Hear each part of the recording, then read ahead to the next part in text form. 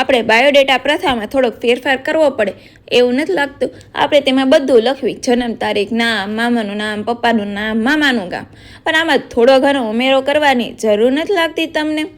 જેમ કે મારી આટલી જમીન છે, હું વાહવા જાઉં છું, તારે આવવું જોશે, તને મંજૂર છે?